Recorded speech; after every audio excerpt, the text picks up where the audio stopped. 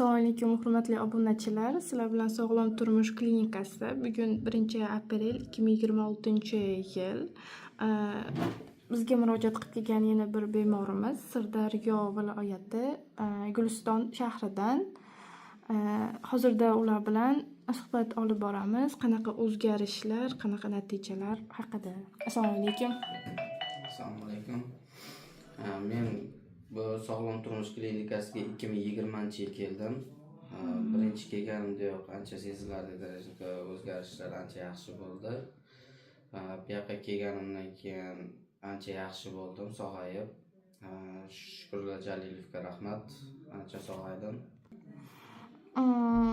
Siz doktor Shukrullo Jalilovni qanaqa tabiiy nutrientlardan ichasiz, qabul qilasiz? Foydasini bildingizmi ularda?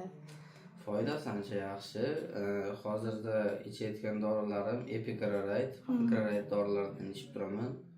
Undan tashqari o'zi retsept bilan yozib bergan dorilari ham bor. Bitta hozircha ancha kamaydi. Hozircha unda dorilardan chiqib ketilyapti. Hozircha shu Epiclorid, Pancrearid dorisidan ichib turaman. Ancha yaxshi ular. Bizni ko'rib turgan kuzatuvchilar orasida shu epilepsiya bilan qiynalayotgan bemorlarga nima tavsiya bera olasiz? Bu yerga kelishni tavsiya qilaman, chunki birinchi kelganimdayoq ancha bir haftani ichida, ya'ni 6-7 kun ichida o'sha ancha sezilarli darajada o'zgarishlar sezdim o'zimda, ancha yaxshi bo'ldim. O'shandan beri haligacha kelib kelaman. Hozirda 1 yilda bir marta kelyapman.